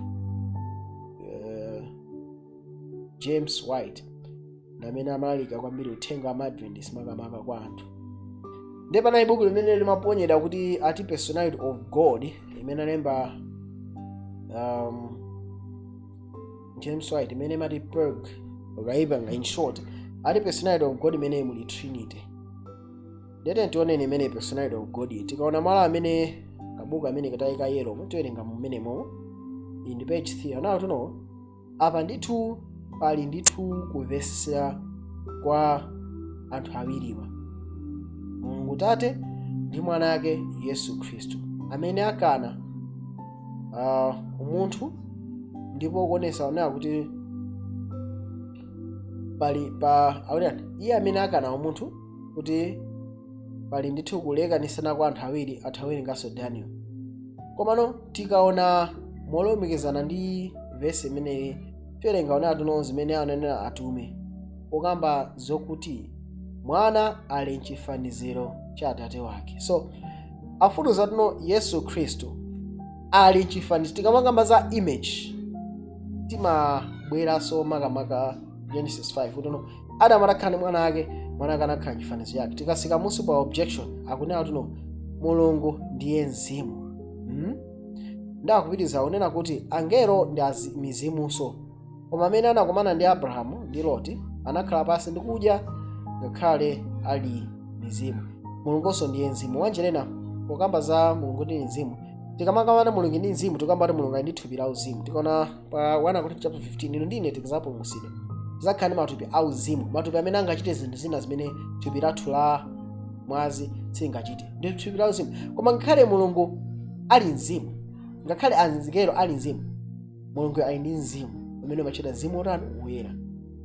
Muona amenepe? So tiona nawo tunawo kufotokoza no Mulungu amapezeka pena paliponse. Okay, so ndi anthu akususa amene mutatuno kuti objection ayo nawo tuno Mulungu apezeka paliponse chimodzi mmene amapezeka malo amodzi. Ndi akuyankha James White kuti no Mulungu amapezeka pena paliponse kudzera mu omniscience yake, komanso zitha kuoneka mu mawu amene David ananena. Muona amenepe tetipitizeni. Ndi akufotokoza no Mulungu apezeka pena paliponse ndi page 4, Mulungu apezeka pena paliponse kudzera mu mzimu umene uli womuyimirira iye, ndipo mzimu umenewu umakhala pamene asankha. Ndipo izi zitha kuoneka mwa anthu amene akususana nafe pamawu amene tikukamba. Ndakupanga koti Masalimo 109:7 autuno kodi ndipita kuti mzimu wanu kapena ndizapita kuti ndikuthawa kupezeka kwanu. So tikaona amene papa mavesi amene akuperekedwa papa tiona nawo kuti no James White sakuonesa za trinity zina zili zonse. Ndiyedekera kuti no Mulungu ali kumwamba, malo ayero Mulungu ali kumwamba, kunati kupemphera a Mulungu athu amene muli kumwamba. So tiona nawo Mulungu ali ndi thupi, kuzera mu thupi limene Mulungu ali kumwamba, koma ali ndi ife kuzera mwachani? Mwa mzimu wake umene umayikika pamene Mulungu akutani akufuna. So funso likufunsa tino Mulungu ndiye chani? Ndanati Mulungu ndi zinthu zimene zinalumikizika pamodzi. Okay, ndingowerenga chizungu chichwa zitimfuta ati his material organized in intelligence possessing body and parts, man is image. Wachina tino Mulungu ndithu amasonyeza nzeru, ali ndi thupi ndipo ali ndi ziwalo, komanso munthu ndiye chifanizo yake. Ndakufunsa kuti Yesu ndi ndani? Yesu ndi mwana wa Mulungu amene ali ngati atate wake, wokhala mu chinyezimiro cha ulemerero la atate wake, amene ali chifaniziro cha umunthu wa Mulungu. Mukuona amenepe? So zonsezi zingosonyezeratu nawo tuno chinthu chonsechi ndithu sichikuonesa utatu wa Mulungu. Ndipo adabwaso nazo kuti no amakhala olimba mwanyi mtima ma Trinitarians kufika pontenga James White amene ati iwo ndi wachani? Ndi wa Trinity. James White anali from the Christian Connection. Christian Connection imasusiratu Trinity, simagwirizana nazo. Then tingoonani kuti no makotsa amene amagwisa ntchito anthu ndi ati. Then tioneni imodzi pali James White 1846 muziona zakazo ndetowerenga makotsa ena zaka msogolo ndi apo. James White anafa muzaka za 1881. Kuona menepe. So tiwoneni menepe. 1846 James White zikhulupiriro zosapezeka m'Baibulo zipezeka mu chiphunzitso cha Trinity chimene chimanena kuti Yesuyo ndiye mulungu wamuyayayo. Tipititseni matrinitarians akuti chani amenepa ndi Yohane Herald mu 1876 October 12 1876 page 116 atuno ma SDA amagwirisisa umulungu wa Yesu Khristu chimozimozi monga ngati a trinity okhulupirira Utatu wa trinity, ndipo apa sitimakhala ni mkangano ena uliwonse. Tentionene amenepa Yohane Herald November 29 1877 page 172 akuti iyi ndi chaka cha 1877 ndipo Yesu Khristu ananena za kufanana kwa Atate ndi Mwana. Okay. Aona kuti apapa izi nzolemba comment ya munthuyo ndanena kuti iye anafotokozera za umodzi wa Atate ndi Mwana kunena kuti kususana ndi ziphunzitso zabodza zimene zimapangitsa Khristu akhale ochepera ndi Atate. Now matrinitarians amazikonda zimene kwambiri, amangotenga kakoti pena pake uzoti kuti chani ayi alibe nazo ntchito, angotenga pamodzi pena pake ndikupangitsa kuti basi nkhani kuti mwana. So tiwengene makoti a James White ona apa kungu amasulira makotsiwa tonana kuti ma trinity versions anali pa mimi in time pioneers panali modalism ndi chikhulupiriro chimene chimanena Atate yemweyo munthu yemodzi yemweyo ndi amene anabwera ngati Yesu Khristu, ndi amene akubwera ngati zimwera. So fundo yamba ya 1846 ndikhulupirira kuti imasusana ndi zimenezo modalism. Tikapita pa 1876 chimene chimandi wawa kwambiri ndi ma trinitarians ndi kusafuna kumva kwawo, amasenga makutu, safuna kumva zimene wanthu God anganene, ndi amapanga mmene angatheremo ndipanga ma conclusions awo ningofuna nane John chomvetsa isoni. Tikamanga za umulungu ife timakhulupirira Yesu Khristu ndi mulungu chimozimozi Atate, timanena palibe kusiyana ife ndiye ndi mwana wa mulungu. Kwa chifukwa chimene chocho Yesu ali ndi umulungu chimozimozi ngati neyo mwana wanga ndi munthu. Mwina ndinganene ngati movutirapo komano kunena kuti kodi ma trinitarian ana awo ndi anyani? Ayi, si anyani. Chifukwa chani? Ana awo anabadwa kuchokera mwa anthu, ndiye ana awo akhalanso ndani? Anthu. So tikamanda Yesu Khristu ali ndi mulungu ndifo yonena kuti Atate wake ndi mulungu. So James White kufotokoza za umulungu wa Yesu Khristu anachita kufotokoza kuti ifeyo timagwirisisa umulungu wa Yesu Khristu chifupifupi ndi ma trinitarians, ndipo apapa palibe kukangana kuliwonse. So tikamakamba za kuti Yesu Khristu ali ndi mulungu, ine ndi ma trinitarians palibe vuto lina lililonse. Komano tikamba kufotokoza chifukwa chake ndi pakhala kukangana ngakhale nkhondo. So tikaona amenepa James White anasusana ndithu, ngakhale inenso ndasusana ndi ziphunzitso zimene zimapangitsa Yesu Khristu akhale ochepera ndi Atate. Chiphunzitso choyamba ndi Unitarianism tinachiona kale, chimene chimanena kuti Yesu Khristu anangobadwa mu Bethlehem kena Atate anamukweza kuti akhale mulungu. Kapena chama Jehovah's Witness chimene chimanena Yesu Khristu ndolengedwa. Zonse zitasusana nazo. James asana ya Trinity tingoona ma comments ena amene ananena. Ene night anakamba nyanza James White. Anakamba mu Yohane Herald November 20 1883 now mapioneers ambiri amene anadusa muzowawa ndizovuta ndi muzogonjetsa akhala ndithu okhulupirika mpaka kufika kutseka kwa moyo wawo, ndipo azauka pamene Yesu Khristu akubwera. Mwa anthu amene amuli ndithu okhulupirika wankhondo amene kwa zaka 36 anayima pambali panga kulimbana ndi choonadi, ndipo Mulungu anamugwiritsa ntchito iye ngati wophunzitsa ndi osogolera kuti akayime mu sogolo kumenyana ndi kulimbana masiku ambiri la uthengawo. Koma iye wagwa ndipo chimozimozi ena wafa ali muchikhulupiriro, ndipo audikira kwa iye amene azabwera zapereka moyo, amene azamuyitane ku manda ake, amene atayimeko kuti azauke ku ulemerero wa moyo osatha. So ena atokamba za mwamuna ake akukambako za iye monga iye amene anayimira choonadi. Ndiyete ndonemenepa ene naita apitiza wakamba Testimonies for the Church volume 3 page 502 anakuno Mulungu analatu kuwala kwa ukulu kuwale pamwa Mulungu, ndipo kuwala kumeneko unawalisa ubongo wa mwamuna wake, ndipo kuti akaneka kuwala kumeneko kumene kunapezeka mwa Yesu Khristu kuwalisa kwa anthu ena polalika ndi polemba. Mwachineneneti akuchitaonesa kuti Mulungu amene amamusogoza James White. Ndiyete ntioneni kunena James White ananena kuti yani position ine ya James White yoti yani akufotokoza amenemo mu James White Yohane Herald September 12 1854 kuti yani zimodzi mwa ziphunzitso zaboza ndi zimene tingazifotokoze za sabata laboza, chimodzimodzi ndi ziphunzitso za anthu otuluka mu chikatolika, chimodzimodzi ngati ubatizo omwaza, utatu wa Umulungu ndi chiphunzitso cha anthu akufa sanafe koma ali ku gahena wa nyanja ya moto panopa. Ndipo zinthu zimenezi zimene zili ziphunzitso zaboza zitha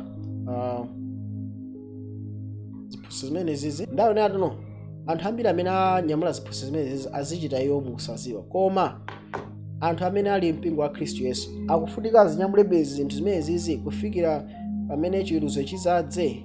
Siluganiza choncho. Ndawapitiriza James White kufotokozera nawo kuti ali pamene asunga malamulo a Mulungu ndi kukhala nawo bona Yesu Khristu, gulu limene lili lifunika likhalepo pamene Yesu Khristu akubweranso kachiwiri, ndipo sasunga ziphunzitso za anthu ndipo sakhalanso ndi ziphunzitso zaboza zimene zokhuza plani ya chipulumutso ndi Yesu Khristu, ndipo akufunika afotokoze kuwala kumene kulipo pa ziphunzitso zimenezi, ndipo ndikususana ndikuneneza ziphunzitso zimenezi kuti nzaboza.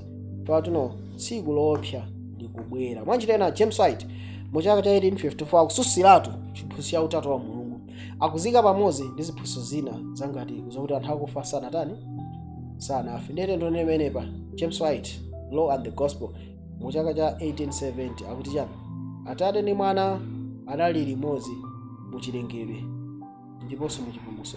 Atate ananena kwa Mwana, tipange munthu m'mfanzo yathu, ndipo nyimbo ya kugonjetsa imene anthu omboledwa azachite nalo ndiyo kuti, kwa Iye amene akhala pambano pachifumu ndi kwa Mwana Wankhosa nthawi za nthawi. Amen. So James adapanga quote chipulumutso chapter 7 verse 19 pamene anthu onse opulumutsidwa azayimbe nyimbo kwa Mwana Wankhosa ndi kwa Atate basi, sakuyimba nyimbo kwa Utatu ya. Tiyandipitize tiona James White akuti James White mu chaka cha 1877 ivi anhera November 29 1877 ati ya Paulo akusimikiza za Mwana wa Mulungu kuti iwo anali ndi maonekedwe a Mulungu koma analinso ofanana ndi Mulungu, ndipo iye amene anali ndi maonekedwe a Mulungu sanachone choletsa kapena cholanda kuti akhale ofanana ndi Mulungu. Afilipi 2:6 chifukwa chake sinali cholanda kuti akakhale mwana wa Mulungu, ndife tuno iyeyo ndi ofanana ndi Mulungu. Ichi ndiye chenichenicho. Ndipo chiphunzitso chimene cha trinity chimene chimapangisa Mulungu akhale mu utatu mu umodzi mutatu ndi choyipa kwambiri. Komanso tikamakamba za unitarianism chimene chimapangisa Yesu Khristu akhale wang'ono ndi Atate, kodi Mulungu ananena kwa ng'ono ake tiye tipange munthu m'chifaniziro chathu? Ndakufunsafunsa. Mwanjira ina tikamwana koti imeneyi in full ikuti James White apamananso sa Unitarian komanso anaso Trinity zonse out mu chaka chanji cha 1877. So James sanali wa utatu ndimo adapasanani kuno James adakwepera utatu.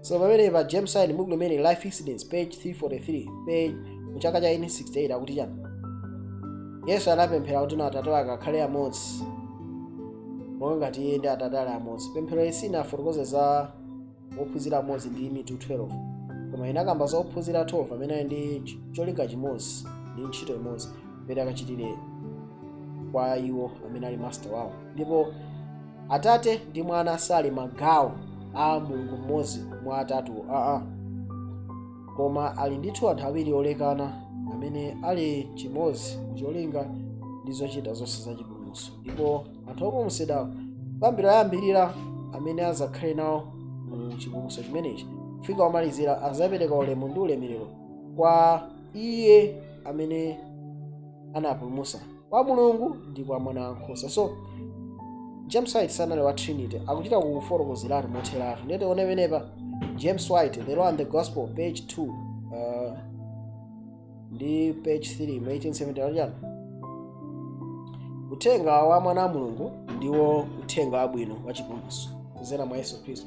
Munthu atagwa angelo analira ndipo kumwamba kunabatizidwa ndi misozi, ndipo Atate anatenga mu uphungu ndi Mwana, ndipo Yesu Khristu anazipereka kuti ndiyeyo amene atazipereke kuti akachite nawo anthu amene agwa, ndipo anazipereka kuti akafa kuti munthu akakhale ndi moyo. Ndipo Atate analola kuti mwana ake yekha wobadwayo ndi amene atadzipereke. Ndipo uthenga amene unapita kumwamba ndipo unalira kumwambako, ndipo pa dziko lapansi panachitika nakuno pali njira yoti munthu akapulumutsidwe. Mwa njira ina apapa zili clear nawo tino Atate ndi Mwana, ubale umene ulipo kale kumwamba tchimo lisanabwere. So mwa njira ina akususabe nkhani ya Trinity. So James White akukamba mu Daystar January 24, 1846 anena kuti no okondedwa tifuna tipereke ndithu chenjezo kuti no tikulemba kwa inu za chipulumutso chathu, komabe chinayi chofunika kuti no tilembe kwa inu ndikuchenjeza kuti mukalimbike muchikhulupiriro chimene chinaperekedwa kwa ndani? Pa anthu okhulupirira. Yuda 3:4. Ndipo chenjezo limeneli loti tikalimbike ndi chikhulupiriro chimene chinaperekedwa kwa akhulupirira sichokwa ife tokha yani. Chofunika kwambiri kuti ife tikaziwe kuti no ndi chani ndipo ndi bwanji chimene tikufunika tilimbike. Mu verse yachi number 4 ikutipasa ife chifukwa chake chimene tikufunika tilimbike chikhulupiriro. Chikhulupiriro china chake chifukwa pali anthu ena, gulu lina la anthu imene likukana Ambuye Mulungu wathu ndi Ambuye Yesu Khristu. Chimozimozi imene anthu amene amakamba za uzimu achosa ndi kukana Ambuye wathu ndi Yesu Khristu. Pogwiritsa ntchito chiphunzitso cha bozacho chimene chichi cha Trinity ndipo ichi kuti Yesu Khristu ndiye Mulungu wamuyaya, ndipo ngakhale alibe ndi vesi limodzi yopanga support zimenezi. Pamene ife tili ndi malemba okhazikika amene ali ochuluka kuti no iye ndi mwana wa Mulungu wamoyo. So mwa njira ina tinaona kuti imene abaleso Trinity amangodulako pang'ono ndikupereka komano nkhani ndiyo tino tikamakamba za Yesu Khristu ndi Mulungu wamuyaya. Mwa njira ina tikamba za Trinitarian Creed imene inali in the form of modalism kuti no Yesuyo ndi Atateyo ndi amodzi ndi zimene amangosintha amangobwera koma ndi yemweyo. Nati anthu andosiyana, Yesu Khristuyo ndi ndani?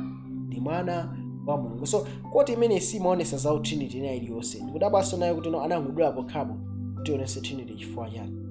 So James White mu 1881 akumwalira ano tione iyi ndi koti imene inalembedwa mu chaka chimene anamwalira. Surely ngati anali wa Trinity ngati imene anena abalemu adakazilemba zimenezi. So akulemba zimenezi mu Vivian Herald January 4, 1881 anati no Atate anali wamkulu kuposa Mwana muchifukwa chili anali woyamba.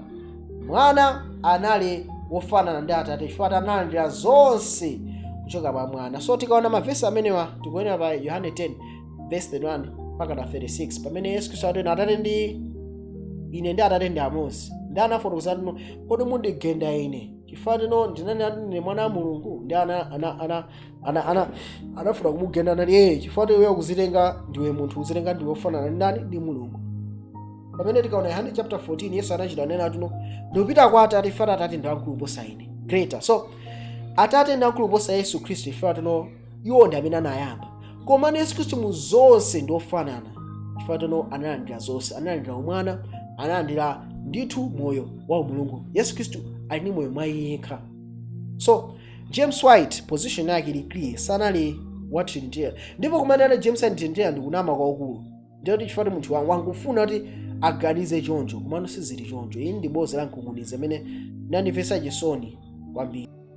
Ndiye tikuona makalata amenewa amene Arthur L. White amene ali mwana wa Ellen White lero ifumu amene amafuna alembe buku la Trinity zaka zimene zi 1955. Tiona kunena kuti lero ifumu anayindane tikamaona kalata zimene lero analemba zokhuzana ndi Trinity zimene ma Trinitarians amagwiritsa ntchito. Tiona makalata onsewo koma pa nthawi ino tingomvetsa lero ifumu anayindituma 1955 kumayankhulana ndi mwana wake Arthur L. White. Ndi anaona kuti no Mrs. Sophomore anatita na ife kuti mukufuna ndithu mufufuze zinthu zokhuzana ndi zinthu zimene position kapena stand ni anthu ayamba kugwira ntchito mu Seventh Adventist yokhuzana ndi utatu ndi umunthu wamzimu ndi Yesu Khristu monga amene zili zovumbulika mu zolemba zawo.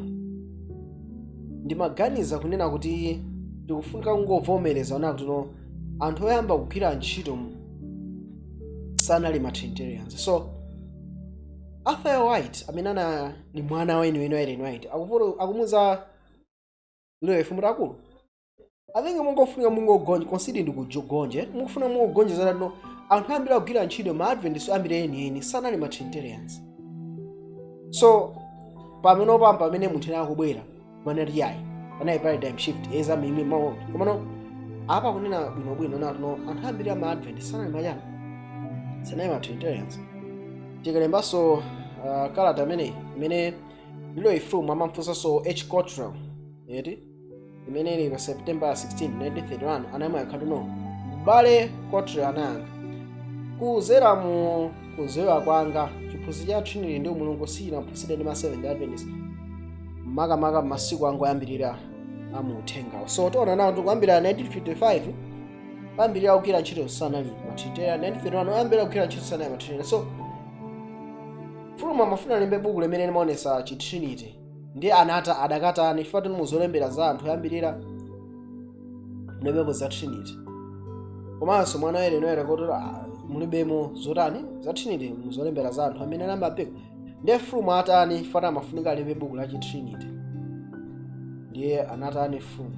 Tiona nawo tino lilo ifulumu Movement of Destiny page 465 amene atati no ndipo ndinachosa zinthu samira ku Arianism kapena liulo nyoza limene anthu amagwisa ntchito kwa anthu okana Trinity. Ndipo anachosa zinthu zomalizira zosamira ku Arianism muzolembera zathu makamaka ndinamatula zonse zimene zinali mmene m'buku la Daniel and Revelation 1944.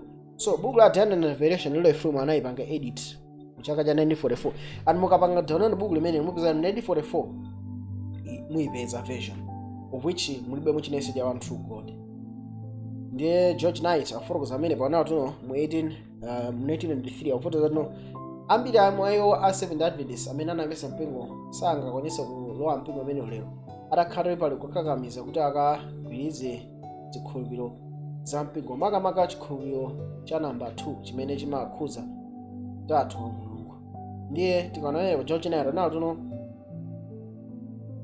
angakhale oyambirira amene anali ma Adventists sangagwirizane ndi mfundo namba 5 imene makamba zawo munthu wazimwera. Uriah Smith mwanjira ina sanali Trinitarian, anti-Trinitarian chabe komanso analinso semi-Arian mwanjira anali akugwisa ntchito maonyoza acha amagwisa ntchito anthu amene akana Trinity. Ndauno mongati ambiri ogwirizana naye koma anaganiza kuti zimwera ndithu ndi cha Umulungu china yake chimatuluka choka kwa Atate ndi Mwana kugwira ntchito yake yamuyaya ya Mulungu. Ndipo pa njira ina Smith anaganiza kuti zimwera ndithu ndi zotuluka osati munthu apadera monga ngati Atate ndi Mwana. So George Knight akupereka ndithu mboni kuti gulu lalikulu la ma pioneers sinali majani sanali ma Trinitarian panolera wina abwere yayi gulu lambira inali ma Trinitarians yanasintha akuluakulu timve zimene anthu akunena. Ndete tionene Uriah Smith analemba kuti chani Looking unto Jesus buku limene anamba Uriah Smith ariana mawu amene asanalolengedwa mawu amene anali osalengedwa anali munthuyo iye amene mukudzala kwa nthawi anasandulika thupi ndikukhala pakati pa ife. Mwanjinena Uriah Smith samakhulupirira kuti Yesu Khristu ndiolengedwa samakhulupirira zimene zonse. Tionene imene pa Looking unto Jesus Uriah Smith ariana ndipo chiyambirire chake sichili ngati china chilichonse chiyambi cha anthu kubwera pa dziko muzongera za munthu ndipo kwafotokozedwa mwa chinsinsi monga obada yekha pa Yohane 3:16 Yohane 4:9 ndipo obada yekha wa Atate pa Yohane 1:14 iye amene atuluka ndi kuchoka mwa Mulungu Yohane 8:42. So Uriah Smith akuchita kufotokoza bwinobwino Looking unto Jesus suno Yesu Khristu sotani afotokoza kuti Yesu Khristu solengedwa komanso afotokoza kuti matulukidwe ake mabwerero ake ndi osiyana ndi onse amene anapezekako. Ndiye pali buku limene lya Daniel and Revelation imene George Knight akufotokoza za Uriah Smith kuti anali ngati Arian, zimenenso lilo ifuma anayipanga edit mu 1944. tione pamenepa 1865. Now tione ndakuno Uriah Smith anayilemba buku lake kawiri, anayilemba kangapo mwana amwalira kwina ku 1944 inayembedwa ndi munthu wina amene ali Trinitarian. Ndiye tione pamenepa mu 1865 akuti chani, iyi ndi buku lake la Daniel and Revelation. Akufotokoza ndatuno manjira ena Kristo ali ndi chiyambi. Iyeyo ndiye chiyambi cha chilengedwe cha Mulungu, osati amene akuyambisa koma chiyambi cha chilengedwe. Iye ndi woyamba olengedwa, ndipo makhesi a nthawi iyeyo alipo pachiyambi zinthu zisanalengedwe, ndipo iyeyo ali ndi moyo mwa yekha wachiwiri kwa Mulungu. Manjira ena tikaona mu 1865 Uriah Smith analemba zokhuzana ndi nyani ndi vesi imeneyi mu Daniel ndi Chivumbulutso. Ndiye mukuona kuti Uriah Smith akulemba kuti Yesu Khristu ndotani ndolengedwa. Ndiye matrinitarians zambiri amatenga mawu amene anthu kungwamwaza timaona amakhala kuti Yesu ndolengedwa, komano zinakhala choncho. tiye tione pamenepa. Uriah Smith sanangokhala choncho, kudzera muzunzulo ndi kuwerenganso ndi kukonzanso anazasintha. Analemba buku la imeneli mu 1897 version ya Daniel and Revelation, anakonzanso anthu atamuzunzula anatino mwanjira ina iye ndi chiyambi cha chilengedwe cha Mulungu. Anthu ena amavesa natino chiyankhulo chimene chikufunza natino Yesu Khristu anali woyamba olengedwa, amene amapeza kunena kuti ndi ngati wachiwiri kwa Mulungu. Koma chiyankhulo chimenechi chikuonesera kunena kuti sichikuonesera kuti Yesu Khristu analengedwa. Pano chena tino mawu kuti no chiyambi cha chilengedwe akusenza tino chilengedwecho chinabwera ndi iye, ndipo panda iye palibe chimene chinalengedwa. Mwaona menepe. So tikaona bwinobwino Uriah Smith anazasintha ndithu kaperesedwe kake ka Yesu Khristu mu 1897. So ife tikutenga stand yake imeneyi, sikukhulupirira Yesu Khristu ndotani olengedwa, ndipo iye anasinthadi chifukwa cha chitsutso. Kodi leno nanga anakambako chani za buku limeneli la Uriah Smith? Tendone mene manuscript releases volume 1 number 26 page 60 page 174 ndi chaka cha 1899. Tikona buku linabwera 1897. So zaka ziwiri zitadusa ene kuti yani kwambiri buku limene la Daniel ndi Chivumbulutso ifunga ibwereseni pamaso pa anthu athu.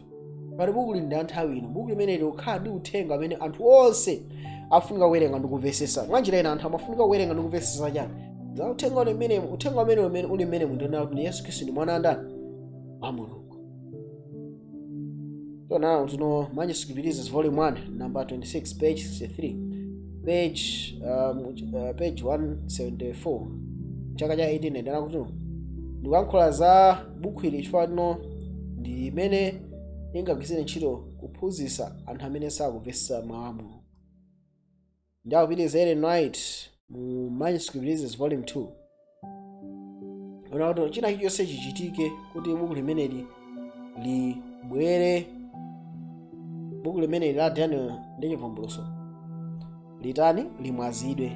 Okay, ndipo sindikudziwa buku lina limene lingatenge malo ake, ndi dzanja lamanja la Mulungu othandiza. So mwanjira ina ene anachemerera kwambiri buku la ndani la Uriah Smith. Ndikuona pamene Revian Herald February 16 chaka cha 1905 kuti no Patriarchs and the Prophets, Daniel ndi Chivumbulutso ndi kangano wakulu ndi amene akufunika pano kuposa kale. So ene ino akugwiritsa ntchito Daniel ndi Chivumbulutso ya Uriah Smith mabuku akawiri ati akuayika pa level imodzi.